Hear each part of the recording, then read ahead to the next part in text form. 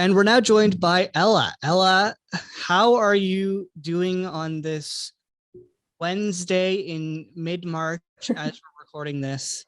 It's very gray outside, so Yeah, not I feel like Toronto at this time of year, you get like the 2 nice days and then you get excited and then it goes back to disgusting cold weather. So Yep, that was Sunday where it was like what, 16 degrees or That's something. crazy. so Yeah. weird, I know. And it snows the day after. Yeah.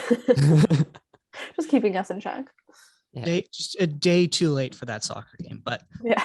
we don't need to get into that. What we do need to get into is you and what you've done specifically related to the Olympics is what we want to seriously dive into because that ended, 2 weeks ago? We're now in the Paralympics. If anybody is watching that, I finally figured out how to watch it. Positive. But we sort of gave a bit of a brief rundown in the intro of what your role entailed. What would you specifically describe doing though? I pulled sort of your, I guess, description from LinkedIn, but I assume that doesn't really encapsulate everything that went on behind the scenes. Yeah. I definitely wrote that before, so I should probably go in and update it to what I actually did too. But basically I was a production runner, production assistant, which is like a fancy way of just saying a runner. And honestly, to put it short, you kind of do everything that no one else wants to do. And for me, I think that was perfect because I love helping people, especially on a huge team like the Olympics, to be able to meet everyone and see every single studio and every control room and see what every single person does was really cool. So basically the runner team, we would deliver meals, we would deliver snacks, we'd do coffee runs around the building. There were start lists for all the events. That was really interesting. One of the researchers would just come up and say, "Can you deliver this downstairs?" And so I'd be walking downstairs reading about, it was like men's snowboarding, and it shows exactly which way they ride, how tall they are, where they're from, medals. It's really interesting to see like how much research they put into it to pass off to like control rooms and stuff. Yeah, delivering scripts, if there's any like paper, pens that need to be refilled, kind of stuff like that, PPE for COVID. So it was a lot of just kind of the grunt work, but again, for me, like it was great because I got to see, we were the only people that could go on every single floor too. So when there was a downtime at 3 a.m. or whatever, you could just walk around the building and explore and see how the different levels of what goes into the Olympics work. So it was really cool because you got to see, like, quite frankly, we were the lowest of the low, and I'm okay with that. And you got to go all the way up to Chris Irwin, who's like the head producer of the Olympics. And, you know, walking into that room, you'd be so scared. And then he turns out to be like the nicest guy ever and just wants a hot chocolate with extra chocolate in it. Like, so it was pretty cool getting to meet everyone. And that was definitely like the best part of that role, just being there in that environment and seeing everyone just gets really excited and everyone wants to be there. And even though they're running on, 6 hours of sleep, probably less for some of the like executive producers, everyone was extremely just excited to be there and to be working, and also just to be back in an office, probably to actually be working with machines and not just a laptop was pretty cool to see. We're going to really jump back to the sleep side of things because I do want to ask you a question about that later. But I want to start right at the very beginning, specifically related to how you even first got involved in the Olympics and being part of CBC's production.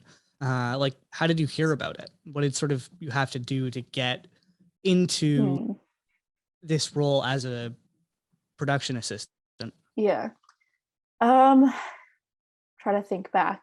So last year, it was during the pandemic. Last year, I was awarded the Sportsnet Gender and Diversity Equity, something like that, award from the school. And so that meant that I was paired with someone from Sportsnet, and they were kind of like my mentor, and we've just had a call every month kind of thing to talk about what I'm doing, what I want to do, what I can do to like make myself stand out, stuff like that. And so her name's Andrea Cocharo, she's a director, and she kind of gave me one of the head people at the Olympics for like the logistics team. She gave me his email and kind of said, reach out, see if he has anything available, kind of thing. And so I reached out in July, I think, of 2021. And I was originally asking for Tokyo, if I could work Tokyo. And because obviously Tokyo got pushed, and then it was like this weird, okay, we have to do it right now, otherwise COVID might get bad again. It was pretty like last minute. I don't want to say it was disorganized, but it was, everyone's trying to make it work right away. So it's funny because we had a couple calls and talked about it, and he kind of said like, cool, yeah, you can work. Can you start tomorrow? And I was like, no, because I would have to give my other job like 2 weeks notice. I can't just leave unless I wanted to like have to quit, basically, right? So I unfortunately had to say no, which kind of sucked. So then honestly, I just kept emailing him, and I was, every time you email someone, you're like, God, I'm so annoying, but they probably like it because then your name keeps popping back up there and they're not forgetting. So it paid off in January or December. I kind of emailed him again and said, please give me a job for these next Olympics. And so I just had a couple calls with him again. And it was interesting because he kind of gave me, as well as a lot of other people, the option. He said, would you rather do a runner job or like ad inserter, shot lister kind of thing? And I chose a runner because I want to go into like the producing side, directing kind of thing. So I wanted to be able to see the whole production, meet everyone. I didn't want to just be like sitting at the computer for 6 hours kind of thing. And I think that was definitely, honestly, probably one of my favorite parts of the job was I was just moving the whole time. And it kind of felt like that feeling of being back in TV lab classes in first and second year of like, you're highly stressed for an hour. And then as soon as that hour is over, you're like, oh, that was so much fun. And that paid off, at least for me. Like I enjoy that kind of thing. So that was kind of why I picked running over the other positions. Yeah, so it ended up working out for this Olympics, but the last Olympics, I unfortunately had to say no, which was really sad, but I'm kind of glad that I got to do this one. This one felt a lot more official, a lot more like pre-pandemic. Yeah, for sure. I guess with restrictions lifting, Yeah, it was more similar to that in a way. Mm-hmm. Yeah, definitely. And there was just so many people in the building too. That was the other thing, because I know Emma is my roommate, and she worked the ones last summer, and she said it was like not many people in the building, and this time there were hundreds of people. Obviously there's like 900 people working on the Olympics in total, but there were sections of the building that were like full, and it was just so weird to see. It was like that going back to class feeling of like, oh my God, there's actually people here. This is so weird.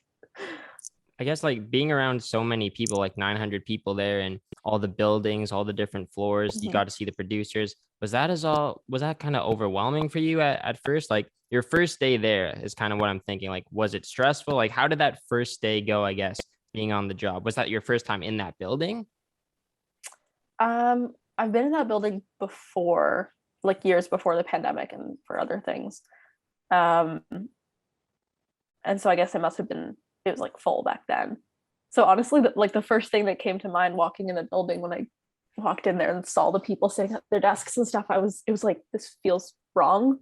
Like, oh my God, there's people sitting here, which is really sad when you think about it that way. But I think also the first day, like again, our job wasn't like a hard job by any means. Like I'm sure some people would disagree, but I found it was pretty good. Like you just have to have good organization skills and like time management, and you have to be good at talking to people. And just like having small talk is basically all you do, which is kind of drives you crazy after like 8 hours of it. But so yeah, walking in at first, they're very, very, very safe, like COVID wise. Like you had to get a test every other day. You have to be vaccinated. There's like multiple forms you have to fill out before you come in to say you're feeling good and all that kind of stuff. So once people were in there, they were not lax about like taking their mask off, but sometimes you'd walk into like an edit suite and there would be 5 people in there with their masks on their chin kind of thing. And I think that was the first moment where I was kind of like, I don't care that they don't have their masks on, because it's just so nice. Like we're all here because we don't have COVID. You know what I mean? Like, we've had to do so many checkpoints to even get in this building. So once you're in there, it's kind of, again, it felt very pre-pandemic, Right. which was really weird. But yeah, it was nice to be around people and to be in an office. Although that's like, when we were in like the cubicle section, that's not exactly like where you think would be really fun, but even just being in there and seeing people like sitting at their desks and like talking over the cubicle walls is like, feels really weird. Yeah, like it made it seem like a more fun environment, not so like strict and professional all the time. Like you can kind of abandon the rules for a second and talk to people about just regular life, or you can have Yeah, your mask off for a little bit. It's not all like by the book, right? So probably exactly. made you feel more welcome. And Definitely. um, what was, I guess, one of the biggest takeaways that you had from working these games? Because like tell our viewers like what really goes on to working in these games, and what was the most, I guess, eye-opening thing for you? Um, okay, I think for me, so like I said, I want to go into the producing, directing kind of area. And just from our classes with RTA, we've had one producer, one director, one technical director. You know what I mean? Like there's one of each role, basically, two audio people, but you know what I mean? And working the Olympics, there are so many levels of producers. I don't know what half of them mean, but there would be executive producer, senior producer, junior producer. What was the other term? There's another like Associate AP, producer? associate producer. Yep. There's just so many of them, and they all overlap, obviously, from what I could see at least. But that was the one thing I was really curious to see the differences of them and to see what each one does. And then I think there were also like levels of executive producer, because there were like one of our Karen she's an executive producer, but then there's also Chris Irwin, who I believe is something like an executive producer where he's like the head of the Olympics.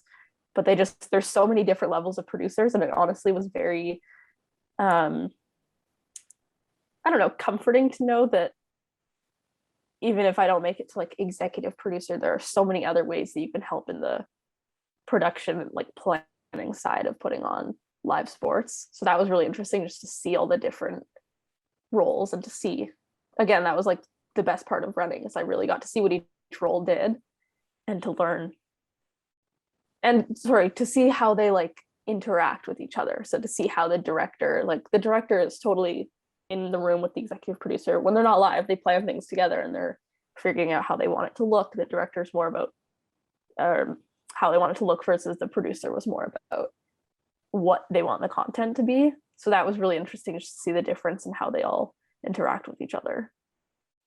What is something that people don't realize about like working on the Olympics in sort of television media? Something they don't realize. I mean, it might be kind of obvious, but again, just like how many people go into literally a 1 minute piece of a show. Definitely being in that building, and again, not everyone was even in the building when the Olympics were going on, but just to see how many people had to do work for, I don't know, a 5-minute intro segment for men's snowboarding is insane. And also to see, this was also really interesting. I'm a huge snowboarding fan. Like that's one of my favorite sports to watch. And so I've been a huge, obviously, McMorris fan of both Craig and Mark for years, like since I was like 12 kind of thing. And so I got to meet Craig, but it was really funny because we were both in the workplace. So we obviously, I couldn't be like, you're so cool. And it was interesting because he was like, hey, I'm Craig. And in my head, I was like, yep, I know.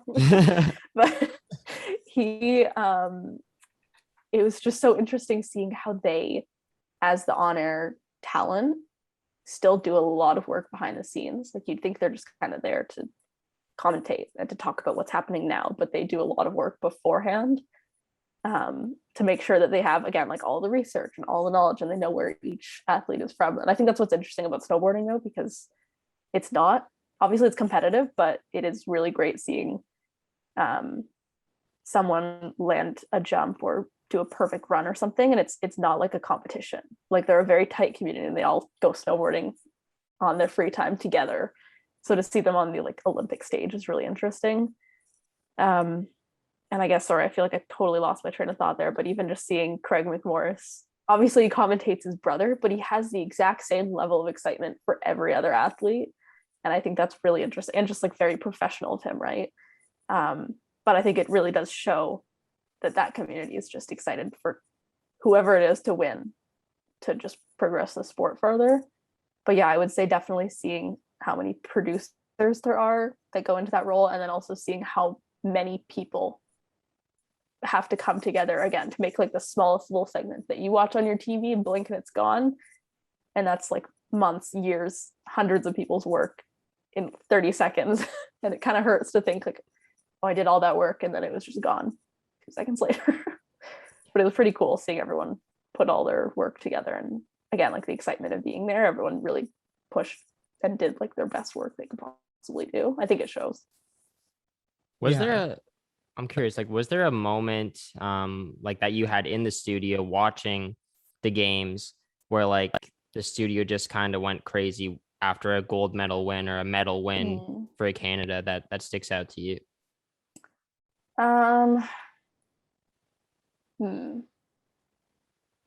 Okay, I'm trying to think. There wasn't like an exact sport moment, but like I'm sure there was, and I'm just, you're still working, so you're kind of like, oh, that was cool, but Right. I gotta keep going. But for me, one of the biggest things, I worked the very last shift. So after closing ceremonies, they have the big, I think it's honestly like 30-minute pre-recorded thing of here's what happened on day 1, day 2, day 3, and everything. And then they did credits. And this was the first year that they did a credit roll. And Chris Irwin was saying, like, again, 900 people, to put 900 people's names in a credit roll is going to take forever.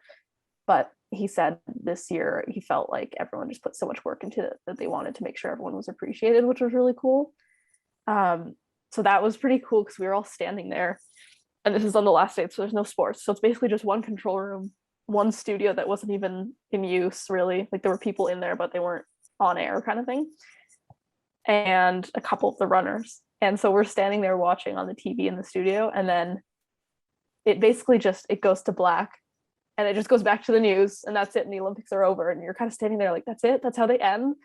And then we heard the control room and they're all in there clapping and cheering. Everyone pulls out a beer and they all go stand around the studio. So that was pretty cool, just seeing like, yeah, like they weren't going to do a credit roll, and then they did. And to hear everyone like clapping afterwards, it was very like, hey, I was a part of this. And it feels pretty cool to say, I know I had a small role, but like, honestly, the production would run the same without runners bringing people their food and coffee, right? So that was pretty cool just to see, or to hear, I guess, them clapping in the studio, and then everyone just comes out with a beer in hand. Well, that was probably before 10 a.m. That was 11 p.m. So it was a little bit, it was pretty good. It made sense. Made sense. Jumping off that very quickly though, how difficult was it not getting any sleep? Because obviously this was on Beijing time as opposed to Eastern Standard Time. Yeah. So I had a weird schedule. I didn't have a set shift versus some people worked the exact same hours every day for 21 days straight. I had some day shifts, some night shifts, some like early morning almost shifts. And I thought that would honestly mess with my sleep schedule more. And I don't know if I'm just like pretty good at running on 6 hours of sleep, but I honestly didn't feel too bad. There was one night where I worked until 4 a.m., but that was like the only really weird time. The rest of them, I basically worked until 2 a.m., which is kind of just like coming home from the bar. So it wasn't even that bad. And I again weirdly had a couple of days off even, which was really nice because I think that probably made a huge difference. I'm sure by the end, some people that were working 21 days straight were like, I need a vacation, like I need a week off. I definitely got tired at points, but it was never like, oh God, I can't go back to work. I think again, that excitement of like, I'm working the Olympics was just really pushing me and like a lot of the other younger staff on. I honestly didn't even notice any tiredness because I was just excited to be there. Only a couple more points I want to hit on your time with the CBC and doing the Olympics. Specifically, you mentioned like that TV stress that happens. What was the most stressful point for you specifically during the entire Olympics run? I think the fact that I can't think of one off the top of my head is pretty good. Yeah. I don't know if there was maybe a stressful point, more so just people would get pretty upset if they didn't have their meal on the exact time they ordered it for, which is fair because it's like when you're going to live TV, schedule your meal at 8:15. I need my meal at 8:15, and I have 15 minutes to eat it, then I have to get back in the studio. So that's pretty fair.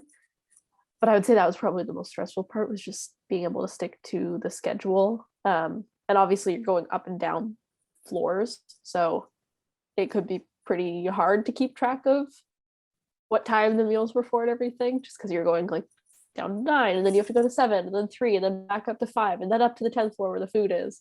So just being able to stay on top of the schedule and make sure that everyone gets their meals on time is probably the most stressful part. But even then, it wasn't like stressful. It's just, yeah, you have to stay on top of it.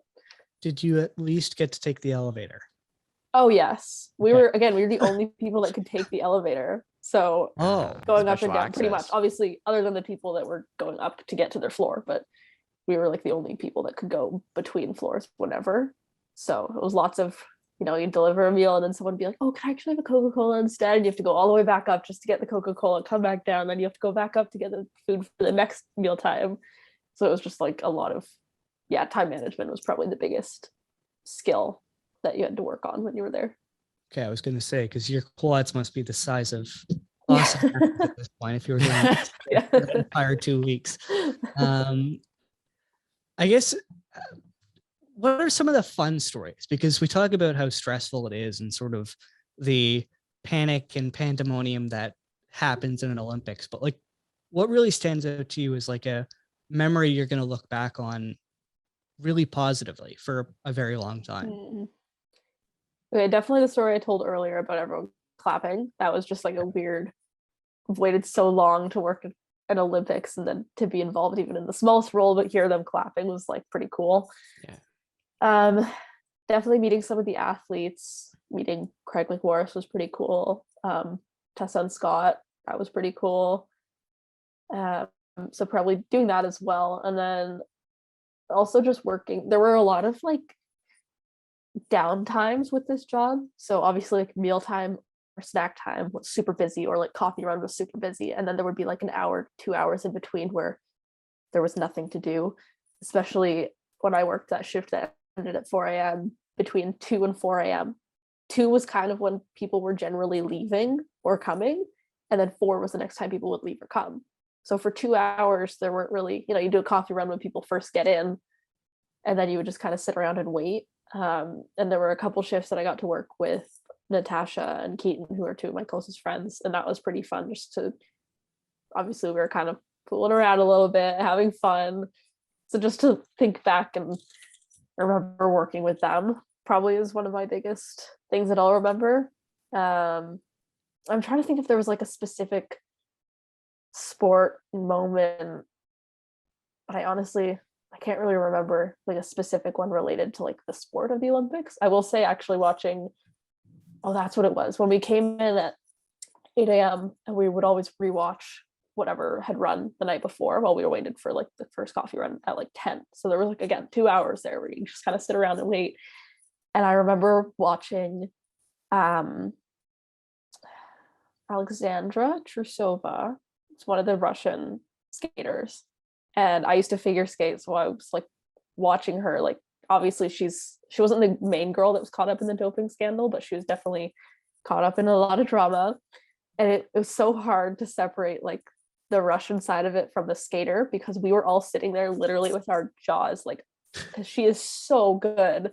So watching her was probably honestly something that I will look back on too, just because it was like the fact that she's 17 and doing quads already is like, it's insane that they can do that, obviously with a lot of pressure from their coaches, but just being able to sit around and watch the sports with the other runners was pretty cool. And then every so often like a producer would walk by and like stand there and be watching it with you, and I'd be sitting there wondering like, I'm watching this for fun, I wonder if they're watching this as like a job, right? Okay, what do I have to remember from this event for later, or if they're genuinely just sitting there enjoying it as a fellow Canadian kind of thing.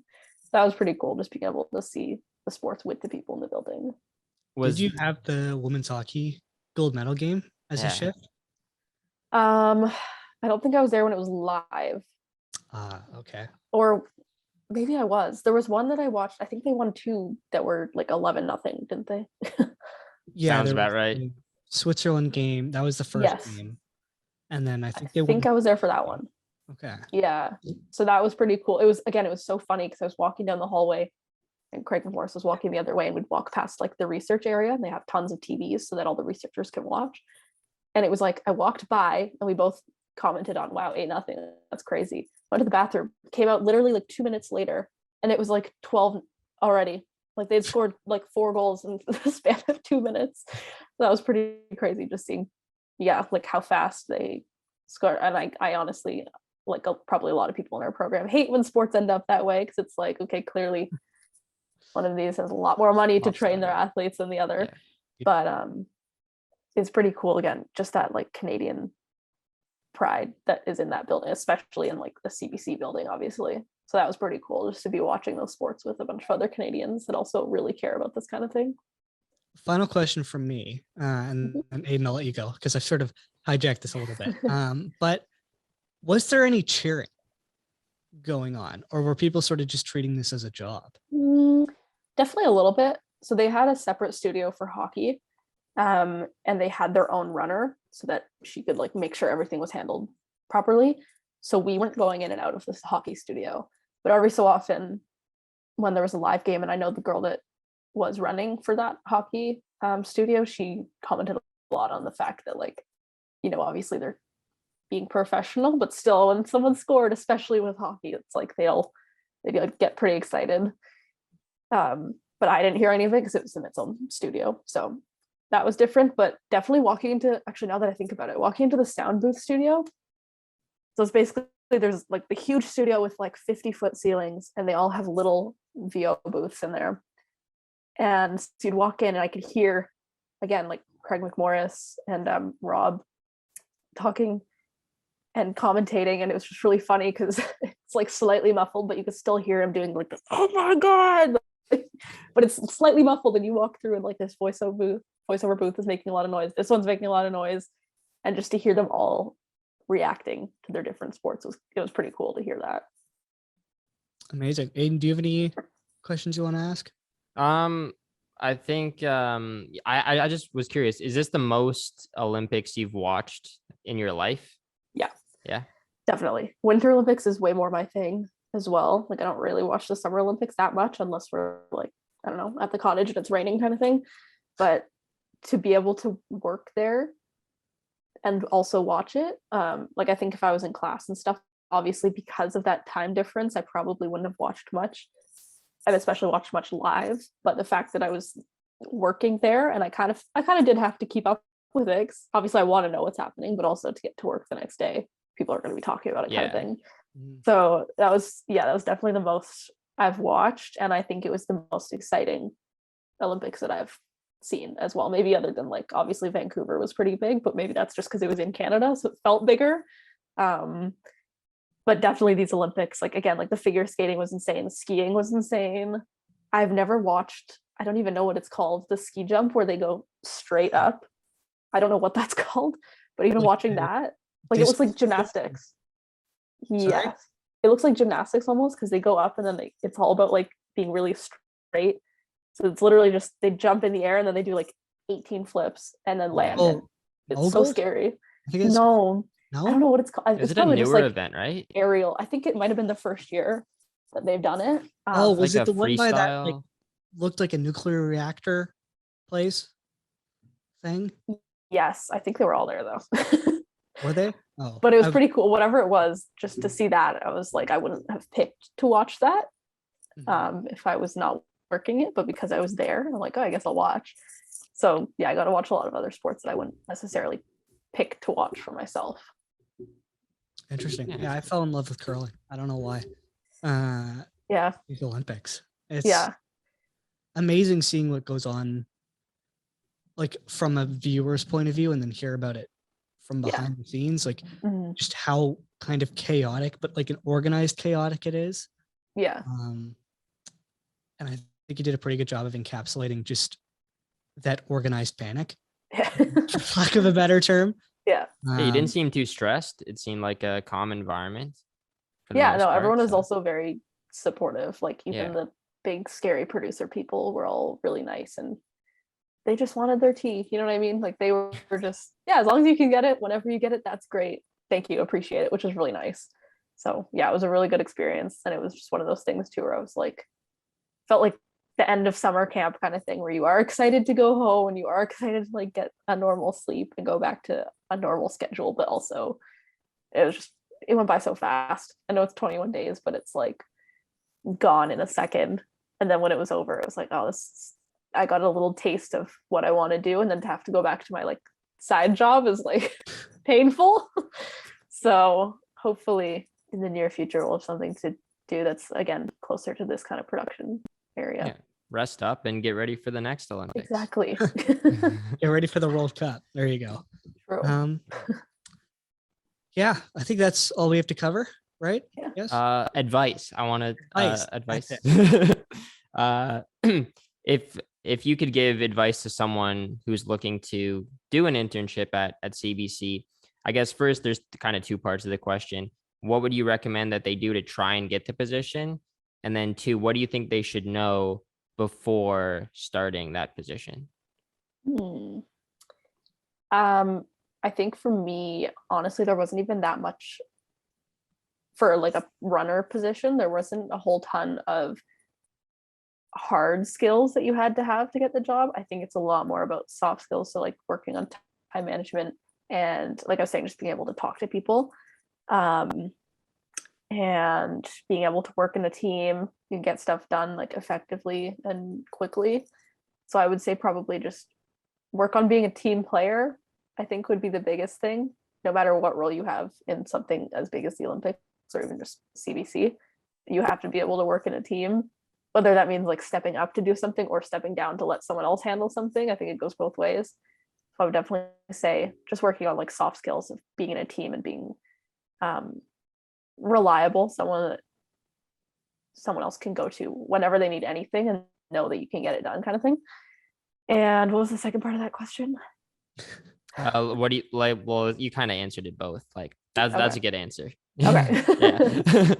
Yeah, just being able to be a team player and working on a lot more of the soft skills and putting yourself out there. I think they really like anyone that before you work at CBC and also while you're there, just offering to do anything that they need to get done. I think it really shows that you're willing to do anything to help out the production. All right. Now I have a different camera angle because my computer crashed. So I'm having a great time. I'm just pulling the notes up on my phone in the event my Google Chrome crashes, which is very possible. Where we left off was we just run through a bunch of quick stuff, and now I'm back to zoomed in. Yeah. I missed that. I was on the dock and I come back and you're like so much closer. This is fantastic. I love this. Where do we want to go next? Let's go the Tara Awards, however you want to say it. Tomato. I don't even know. Yeah. You were the marketing lead from between February 2021 and April 2021, which was last year's Tara Awards.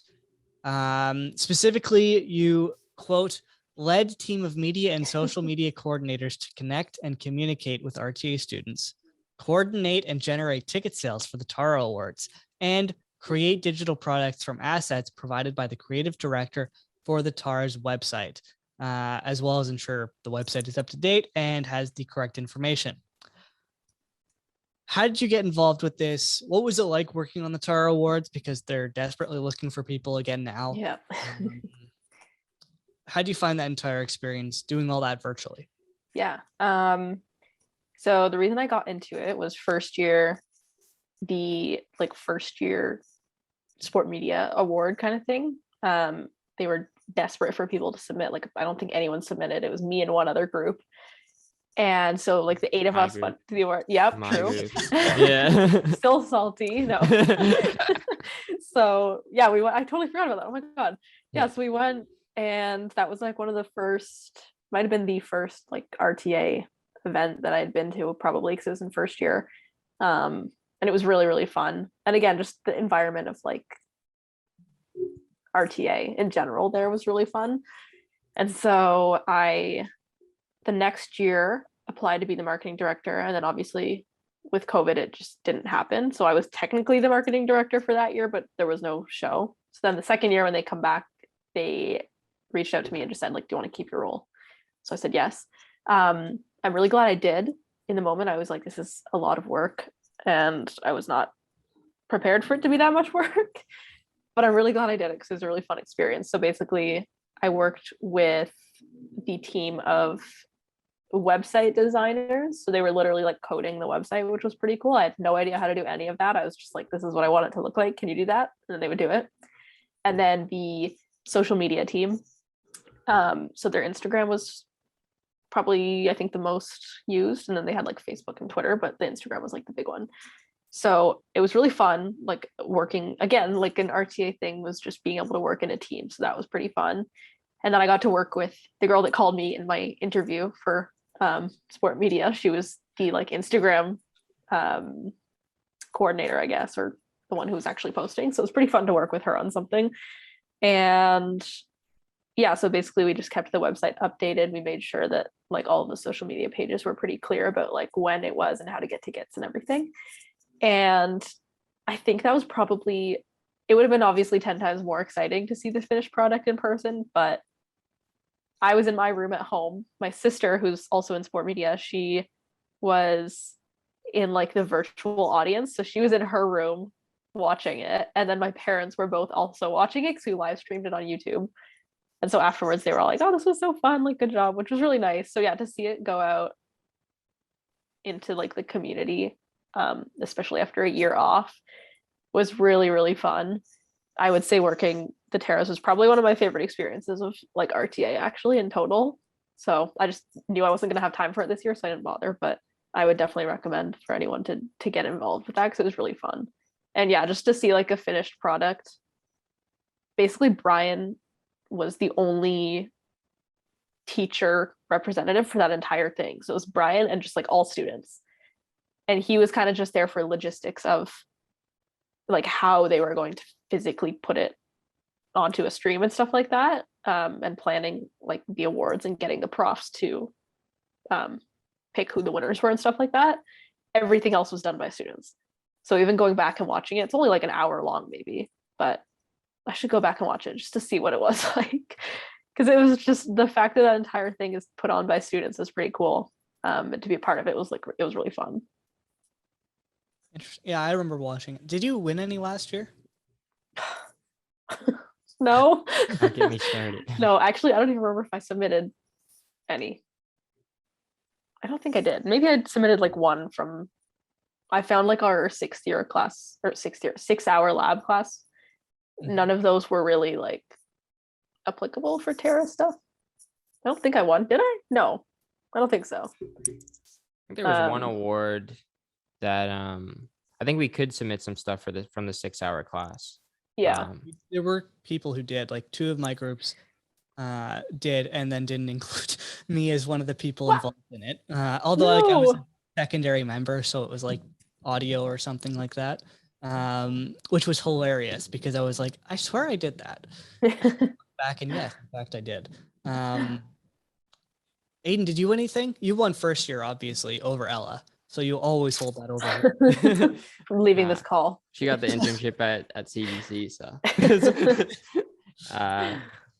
yeah, no, that was a fun project to work on. Yeah. You did yours on Natasha, right?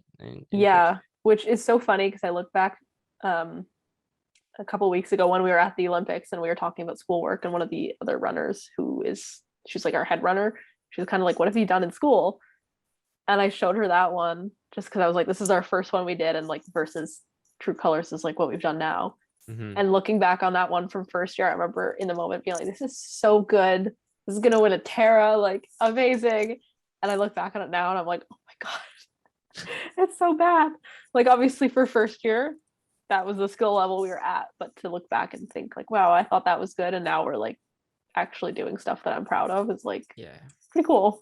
I really like doing the features. I wish we did a little bit more throughout the 4 years, but like we were able to make, I was in a documentary class and then we were able to do a documentary last semester as well, but I really like the feature making. And yeah, I remember yeah, there's only 2 of us that submitted Yeah. stuff for that one, but there were some good ones, like in my class, I remember.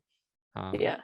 Yeah, it's I fun. think also being at the Terras, like the year that we went in person and seeing, like as we were in first year, seeing like what the fourth years were putting Yeah. on was so motivating. So I was like, oh my God, we're gonna get to do that. Obviously, I think it was a very different Boy, level. did you not Yeah, realize like they what were was really Yeah. good. That did not age well, but yeah, just Yeah. seeing like what they were doing was pretty cool. Yeah, I'm excited to see I think Joseph's documentary coming out. I don't know when that's coming out, but I I think know. that looks pretty similar to what we saw at the Terras in first year. Yeah. But Yeah, yeah, definitely. I don't think anything I could do would still match that. Maybe with a Yeah. bit more experience, but yeah, Yeah. there's some really good, like RTA is crazy talented. So Joseph is just a different beast too. oh Yeah. yeah, that's true. Absurd what he can do. Oh yeah. So go and check that out. We did an episode with him actually. We should really. There are some episodes I want to go back and redo because they've done so much since. Like Joseph being a made one of them, Drew Frank too. Yeah, you're definitely going to be one of those where like 2 years from now it's going to like We're still he's doing this working at show. TSN as Haven't like a gotten head there. producer. It's yeah. I hope so. I want to quickly talk about the doc you just mentioned, True Colors.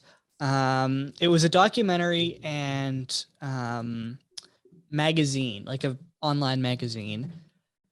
Could you run through the people that you got to take part in it? Ooh, okay. Yeah, let's see.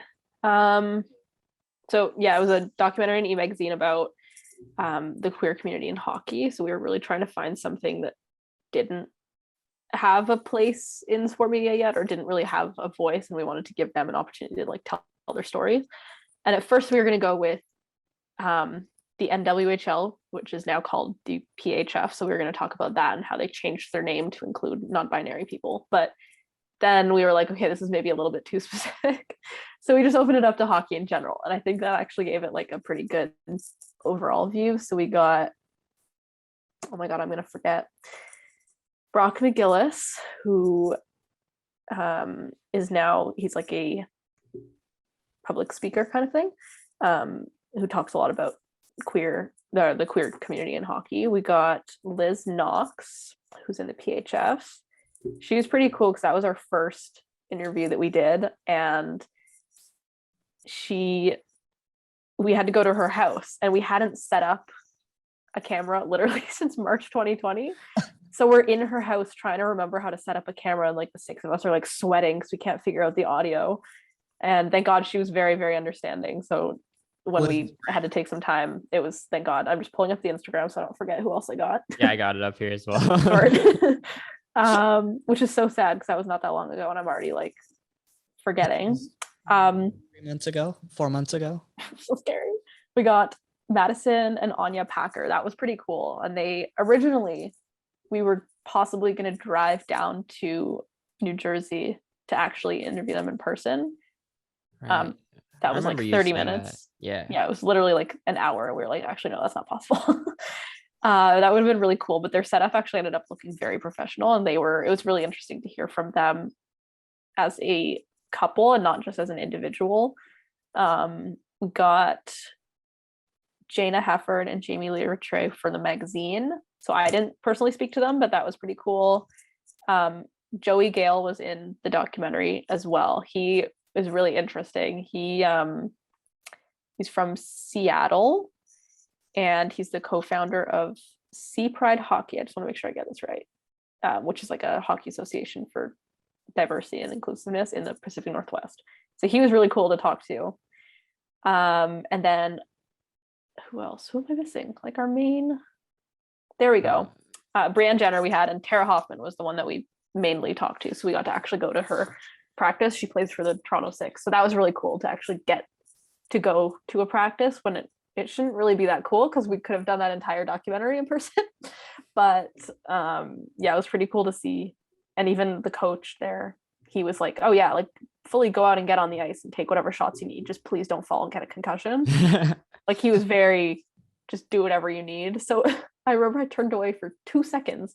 The camera we were using, my dad brought it home from work. It's like a really expensive, like $5,000 camera. Like if a puck got anywhere near that camera, I would just rather pass away than see it get hit by a puck.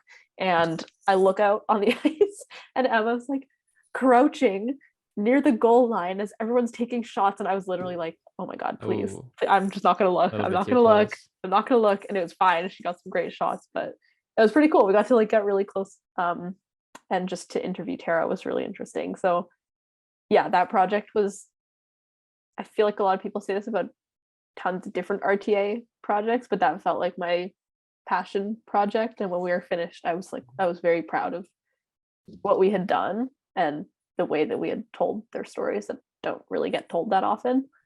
I think it just had an interesting mix of like the dark side of what it's like to be queer and why we need to change this environment in hockey, but also the light side of how you can support it and what you can do as a parent or as a friend or as someone on the team. So it was really fun to make that and just to see the finished project. Nice. Is there a Tara Award for Sport Media Practicum? I can't remember. Probably. I think so. I don't know if the awards have come out yet, have they? I don't think so. They come out pretty late. I think it's usually in April they announce it, because the show's not till like May, until after exams are done usually, I think. That'd be a loaded category, because you're not Gonna just gonna be have so documentaries, like you'll have competitive. magazines and podcasts and everything. Yeah. So We're definitely putting ours in. Definitely. I feel like everyone should, because why not? yeah. If you're And we're going up all against gonna get Joseph. absolutely blown out of the water by Joseph. Oh Yeah. yeah. We can be proud of the fact that we at least went up against him. Exactly. Yeah, exactly. And maybe we kind of hijack that a little bit, and maybe they don't submit it or something. If you want to watch the True Colors documentary, it's on YouTube. I'll put the link in the description. And probably magazine too, which is somewhere. Yes. In the Instagram bio, I believe. Instagram bio. Yeah, it's in the Instagram bio. Yep. That'll also be linked down below. We have 3 more things we have to get to, and we have 10 minutes.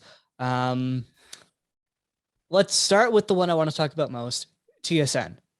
You were a feature editing assistant from like the month before the pandemic until May.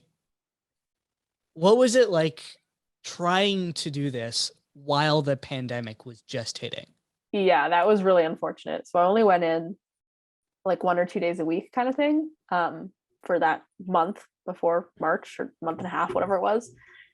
It was basically like an umbrella term. Again, I just kind of did the stuff that needed to get done, like organizing files. I wrote an article.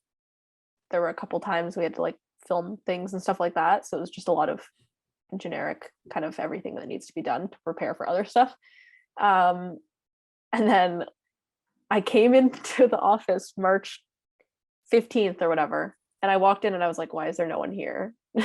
Like it was maybe one other person in the entire area where like the bar down / digital team sits. And I went over to that person. I was like, what's going on? And they're like, oh, everyone that works for bar down basically was at this event with the Raptors last night, and they had just played what's his name? Utah, Rudy Gobert. Yeah. Yes, exactly. So then they were all freaking out because no one knew what COVID was yet. So they were like, God, we have to like isolate and everything. And so it was really weird, like sitting in the office, like, okay, like twiddling my thumbs, I guess. Yeah. I don't have anything to do now. And then they gave me a couple of things to do from home. So I did those, but after a while I was just kind of like, yeah, they were trying to figure out how to do their jobs in general online first, and then to add on me constantly being like, give me something to do. Like in the Slack chat, I was like, please, if anyone needs help, like I'm sitting here with nothing to do all day, please give me something to do. So it was not at all like their fault or anything that it ended like that, but it was obviously unfortunate because that was a great opportunity. But I know, so when I was there, they'd asked like, do you know anyone in sport media that can do graphics? And I was like, oh my God, Therese. And now Therese like fully works there. Yeah. I think Therese got Lucas in. Apparently Lucas is always like putting my name in for things. And I'm like, oh my God, okay. It's just so far to get to their office too, that I'm like, it would be pretty annoying. It's a very awkward spot in Scarborough. It is. Yeah. In the middle of nowhere. Yeah. So it was fun to see how they work, and obviously to meet all those people who are very like passionate about what they're doing was pretty cool. But my job itself was pretty small, I would say. Interesting. Yeah, because like it's fascinating to me personally to try to wrap my head around starting a position in February and then like a month later Yeah. the entire world changes and you're left trying to adapt to a new position that's already difficult, Hmm. then doing that on top of dealing with a what was about to be global pandemic. Yeah. It's definitely not ideal. And I remember at that time of the year too, like, and everyone was doing this in every job. It was like, okay, well, we'll wait 2 weeks and probably be back in the office. No, no. So I think that was also part of it. They were just like, oh, we'll give you something when we're back, when we're back, when we're back. And then we just never went back. So yeah, like I still am in contact with them, I would say. Like a couple of them, like, follow each other on Instagram, like stuff like that. So they know I'm available. But yeah, it was, like I said, it was just kind of cool to be like, again, like the Olympics, in an environment where people really care about what they're doing. And especially with Bar Down, I feel like they get a lot of, I don't know if hate's the right word, but to see them still do, like, they found their niche and they're doing it really well, despite, even if they get hate, they know that there is an audience for it somewhere. Yeah. And so they just stick to it, which is pretty cool.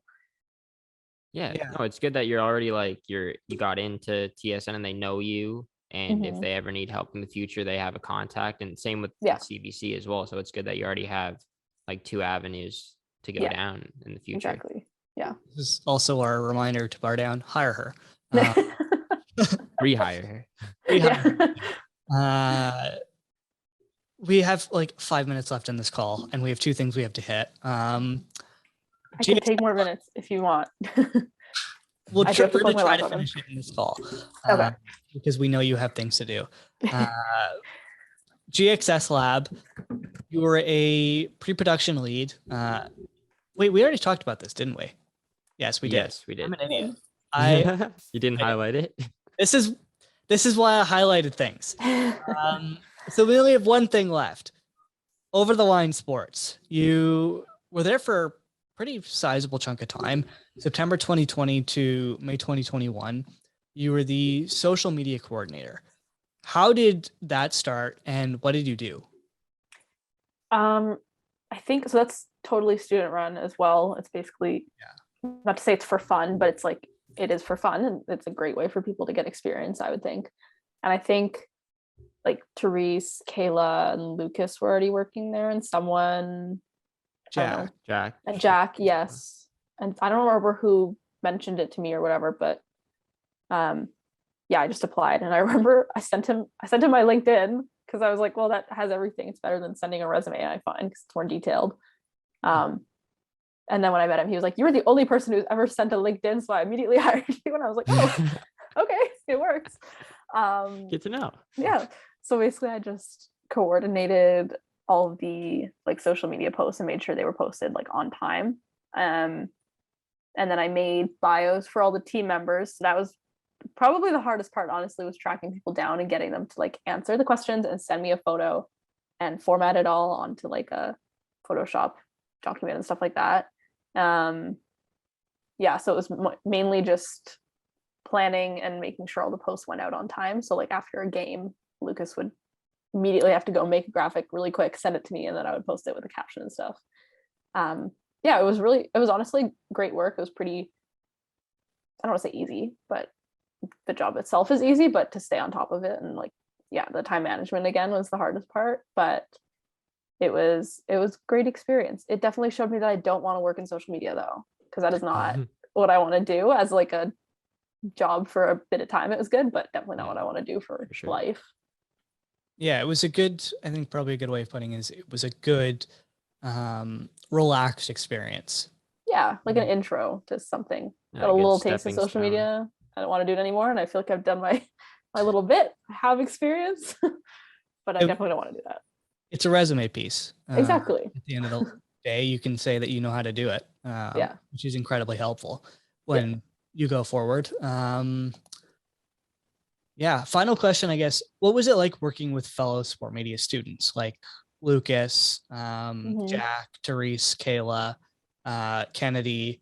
I don't think Sam was a part of it. can't even I think that was remember. it. Yeah, there Vegan were so many. part of it. Yeah. I think that's it.